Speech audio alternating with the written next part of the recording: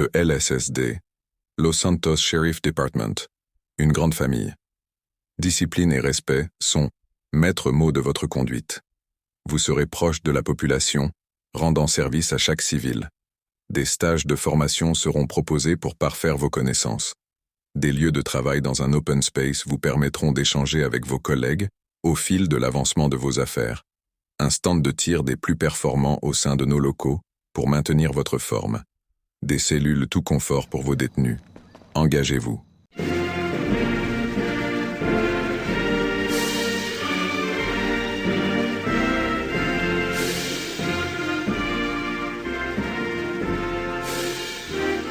Le LSSD, c'est une vocation, une passion? Tombé là par hasard? Ah, quand on tombe pas par hasard pour faire shérif ou agent de police, hein, c'est une vocation. Hein.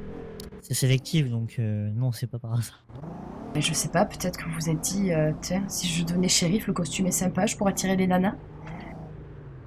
Ah bah ça va attirer les nanas, je pense qu'on aurait plus de monde. Hein. C'est sûr. Non, non, pour ma part, c'est vocation. Ça a toujours été ma ligne de conduite et ça le restera, je pense, un petit moment. D'accord.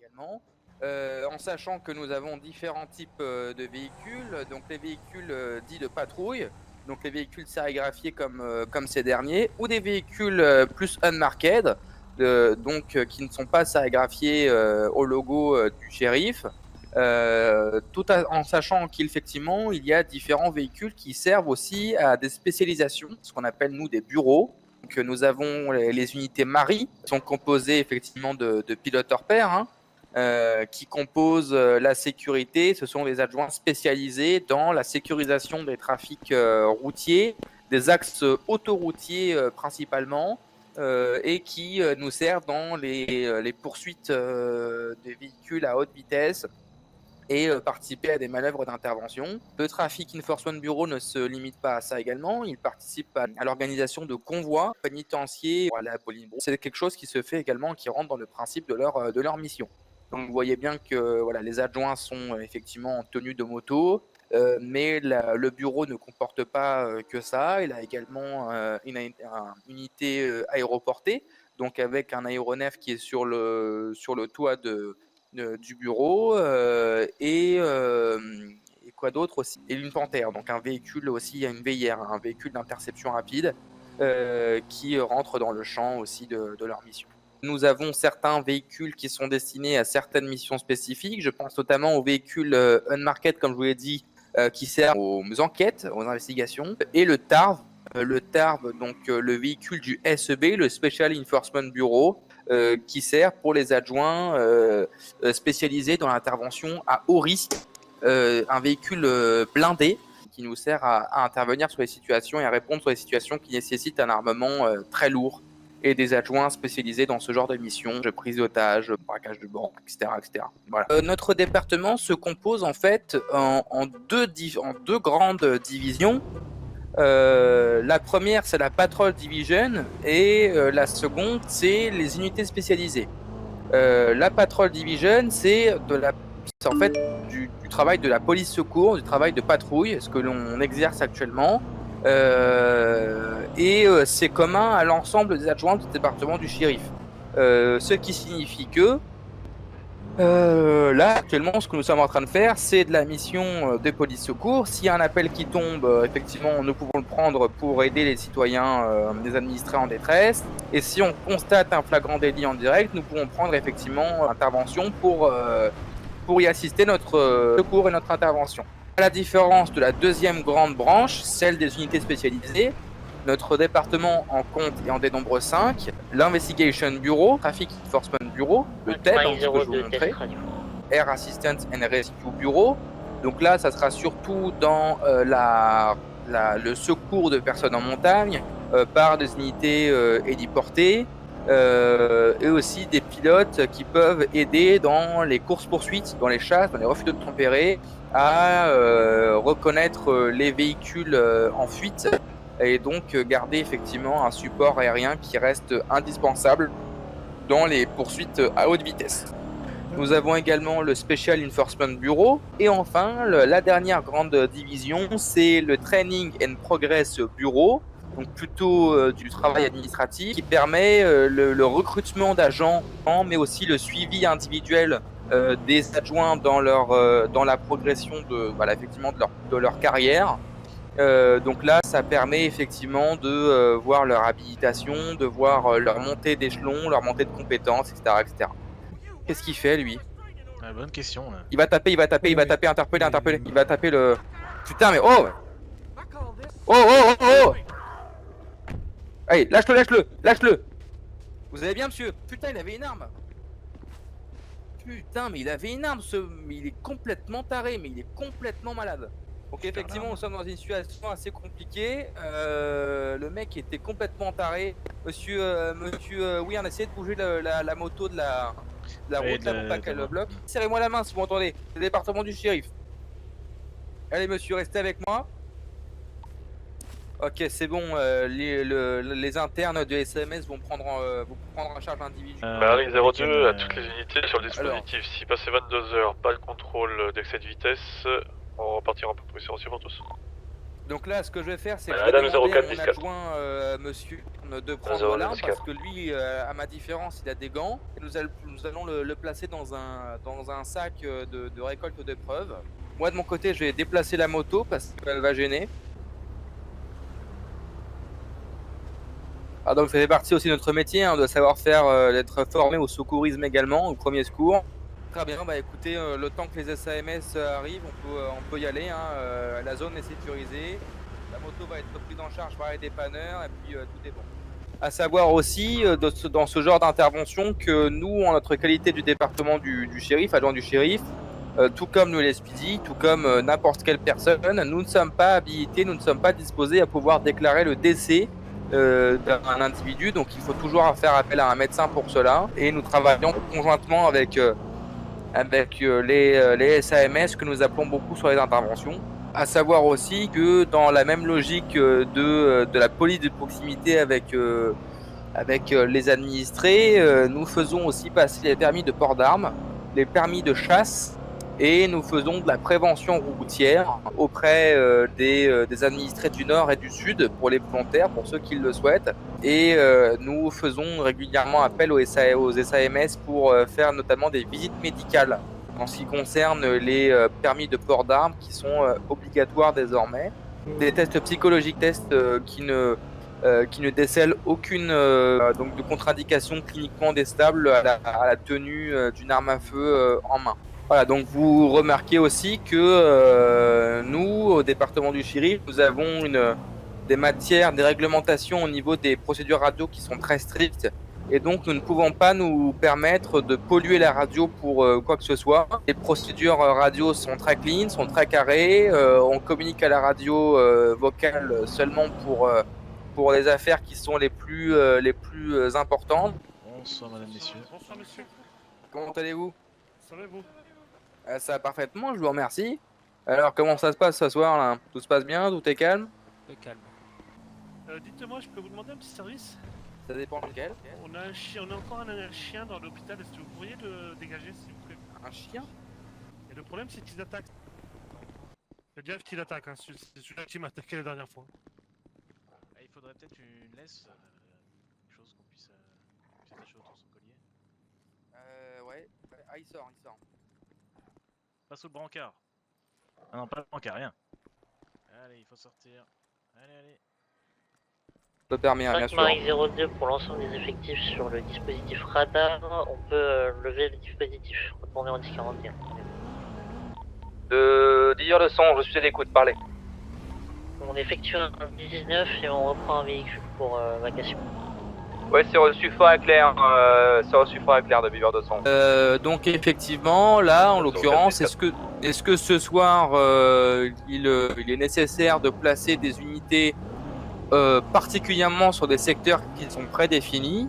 On pense notamment à Grapseed, le Mont Chiliad, Roxwood. Ce soir, il n'y a pas vraiment de particularité nécessaire à cela, donc je vais leur donner à 5 Adam 04, ils peuvent être compétents sur l'ensemble de la juridiction Nord pour faire leur vacation partout. 5 Adam 04 de Beaver 211 vous annonce l'ensemble de la juridiction Nord pour votre 1041 sur reçu. Beaver 211 de Adam 04, 10-4. Voilà, donc après, ça peut être aussi possible que parfois il y ait beaucoup d'activités sur Paleto, beaucoup d'activités sur Roxwood, et donc on ordonne à ce que certaines zones soient priorisées dans effectivement dans la vacation. Ouais, c'est reçu fort et clair, 5 à la 03, je vous demande d'actualiser votre MDT. La moto, vous pouvez la prendre, le dépassement dangereux. Vous pouvez mettre quelques coups de sirène pour annoncer notre intention de contrôle. Ouais, c'est reçu, 5 Adam 02. Donc là, effectivement, nous sommes actuellement en train d'effectuer un contrôle routier. Donc je vais prendre le mégaphone. Bonsoir madame, c'est le département du shérif. Je vous demande de couper le contact s'il vous plaît et d'enlever les clés de ce dernier. Ok, très bien, la dame s'est exécutée. Donc là, en l'occurrence, ce qu'on va faire, c'est que je vais annoncer à la radio notre 1038, donc aussi dit notre contrôle routier sur la Senora Freeway. L'ensemble de Beaver 211 annonce un 1038 en cours sur la Senora Freeway au zip 2053 sur une moto occupée une fois, direction Paleto.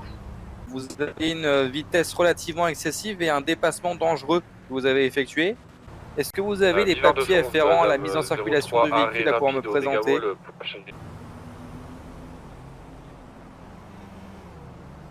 M'a présenté ces papiers, je vais actuellement les vérifier leur validité et leur conformité au niveau du MDT, donc dans le véhicule de patrouille, et par la suite venir vers elle.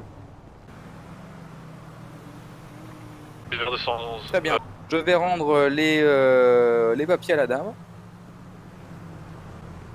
Très bien, je vous remercie madame Brody. Hop, je vous renvoie le papier. Pas de contravention pour ce soir, d'accord. Je vous demanderai simplement de faire plus attention lorsque vous effectuez ce genre de dépassement. Vous pouvez repartir au niveau du coup de sirène, d'accord. Allez, merci à vous. Les coups de feu là, vous les avez? Beaver 211 de Adam 03, vous voulez qu'on soit également sur place? 5 Adam 03 de Beaver 211, affirmatif, faites un 1076 direction les 1090 en cours. Et vous porterez assistance à 5 Adam 02 s'il nécessite. C'est comment reçu? C'est bien reçu. Monsieur McManaman, je vous écoute. D'accord. C'est un appel 911, vous rentrez quand même. Je vous remercie. Voilà, donc fait intéressant, en fait, première unité à être déportée sur l'appel, ce qu'on appelle la primo-intervenante, vient de me faire remarquer par téléphone que les tirs qui ont été provoqués... 5 Adam 03, nous allons arriver par le sud. Les tirs qui ont été provoqués au niveau de cet appel proviennent d'une propriété privée. Là, en l'occurrence, on me demande quoi faire, et le code de procédure pénale est très clair vis-à-vis de ça. Il y a un article qui dispose que, à partir du moment où il y a un appel 911 qui provient d'une habitation, qu'elle soit publique ou privée, nous avons la possibilité, en tant qu'agent dépositaire de l'autorité publique, de rentrer dans celle-ci tant qu'il y a des éléments qui sont portés à notre connaissance, qui sont en train de nous présenter qu'il y a une vie potentiellement en danger. Voilà, à l'intérieur de celle-ci, en l'occurrence, des coups de feu, bon, vous doutez bien qu'effectivement... allez-y, déportez-vous, allez sur l'appel. Il y a des coups de feu en cours, on y va. Vision en côte. Beaver 211, on se sur la position. Allez-y, prenez par... Beaver 211 de Adam 04, autorisation de se rendre sur place. Affirmatif, 5 Adam 04, déportez-vous sur le 1091 en cours. Adam 04, 10-4. Beaver 211, Adam 03, autorisation de prendre l'arme d'épaule dans le coffre. Affirmatif, Adam 03. Donc là, on a des coups de feu en cours, on prend toutes les dispositions qui sont nécessaires. Là, on intervient sur des coups de feu, donc potentiellement, on n'a aucune information, aucune certitude de la provenance de ceux-ci. Superviseur LSSD pour superviseur LSPD, parlez s'il vous plaît. À l'écoute, parlez. Superviseur LSPD, pour savoir au niveau des tirs. On a 3 Adam qui se sont déportés sur la position. 10-4, pas besoin de renfort du coup. Négatif, superviseur LSPD. Qu'est-ce qui se passe là Dégagez, dégagez, dégagez, dégagez, dégagez, dégagez, Ouais, dégagez. bougez, bougez, bougez. 10-4, Ouais, pour l'ensemble, on recule, recule. Annoncez pied à terre. Qu'est-ce qui se passe, les gars? Dame 03, nous sommes actuellement sur l'entrée droite, nous bloquons la route. À toute unité, j'ai les pare-balles obligatoires. Restez à couvert. Messieurs, mesdames, bonsoir, c'est le commandant Sherman du Los Santos Sheriff Department. Je suis actuellement au niveau de l'entrée. Je souhaiterais avoir communication avec le propriétaire ou le maître des lieux, s'il vous plaît. Bonsoir, messieurs, dames. Vous m'entendez? Très bien, je vous entends parfaitement. Ah d'accord, très bien. Dites-moi, qu'est-ce qui se passe à l'intérieur pour qu'il y ait autant de coups de feu, là? Lorsqu'on a un appel 911, monsieur, et qu'on a des éléments qui nous laissent présager qu'il y a une équipe potentiellement en danger, on a la possibilité de rentrer et de violer les propriétés privées. Vous avez l'autorisation de papier? Ah mais je sais pas, peut-être que vous l'avez à l'intérieur. À toutes les unités, le commandant est en négociation, discussion pour comprendre ce qui se passe. C'est reçu pour tous, pas d'énervement, on reste calme, on ne pointe pas, tranquille. C'est reçu? Est-ce qu'il y a des scots? C'est pour 5 mêmes ordres. Les propriétaires ont un accord express avec monsieur le gouverneur pour qu'ils puissent verser dans le stand de tir chez eux. Ils sont tirés sur le véhicule parce que le véhicule, le scout, ne s'était pas annoncé en sa qualité et fonction. Et donc ils ont préféré tirer pour la préservation de leur propriété privée. Non, très bien.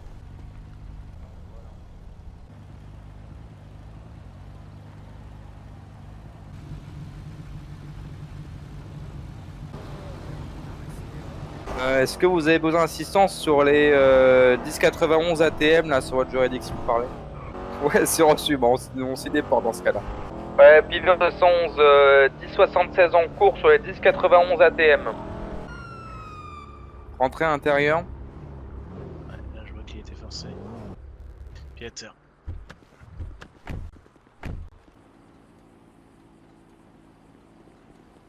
Ok, go, go, go, go. C'est parti, 400 mètres.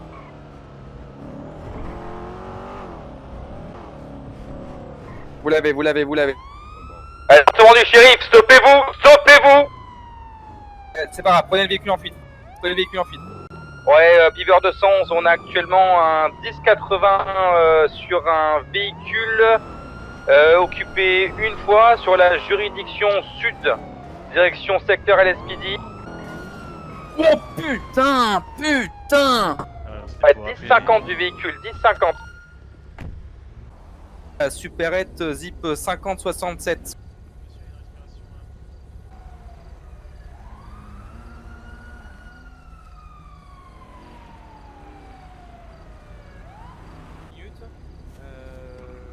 Voilà, je pourrais pas vous en dire plus malheureusement.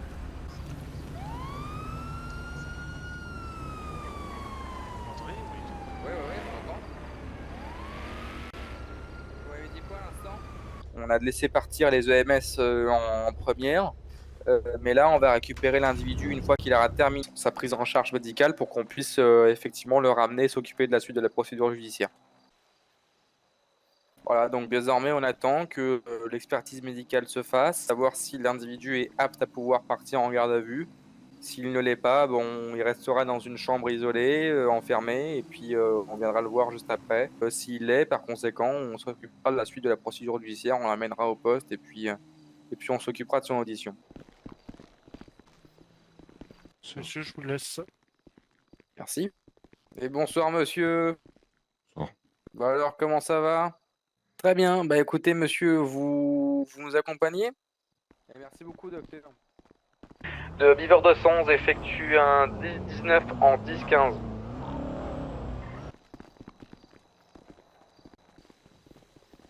Monsieur, vous pouvez vous mettre face à la grille, s'il vous plaît? Je vais procéder à une fouille de sécurité. Alors, ce que je vais vous demander, monsieur, c'est d'enlever vos chaussures. Là, nous avons enlevé tout objet pouvant être dangereux pour l'individu ou pour autrui. Donc, à savoir tout ce qui peut servir à sa propre mutilation ou à sa propre pendaison. C'est arrivé parfois dans les années qui ont précédé que des individus qui avaient toujours des lacets sur eux en fassent une corde et qu'ils se suicident avec. Donc on enlève tout ce qui est dangereux, ceinture, lacets, etc., etc., pour ensuite le placer en garde à vue le temps d'une audition. Donc là, le monsieur a fait un braquage TM, a fait un refus d'obtempérer aussi. Ce sont des choses qui rentrent dans la catégorie des agents dépositaires de l'autorité publique. Nous sommes disposés, sans même le ministère public, sans le procureur, à pouvoir procéder à la suite de la procédure. Donc c'est ce que nous allons faire. Nous sommes le 25 mai 2024. Il est 23h12. À compter de 7h, vous êtes placé en état d'arrestation par le Los Santos Sheriff Department. Vous avez le droit de garder le silence. Tout ce que vous direz pourra et sera utilisé contre vous devant une cour de justice.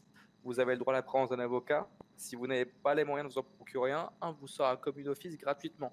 Durant chaque interrogatoire, vous pouvez décider à n'importe quel moment d'exercer un de vos droits. Expliquez-moi, monsieur, pourquoi vous êtes dans cette salle aujourd'hui? Qu'est-ce qui s'est passé? Gardez le silence. Vous souhaitez garder le silence? D'accord.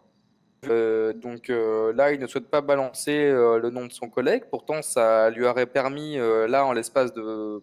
Allez, le temps de faire le rapport, une dizaine de minutes, ça lui aurait permis de sortir d'ici. Bon, bah écoutez, il ne veut pas coopérer, il n'y a pas de problème, hein, juste pour une information en plus. Bah écoutez, nous, on va pouvoir repartir. Hein, si tout est bon,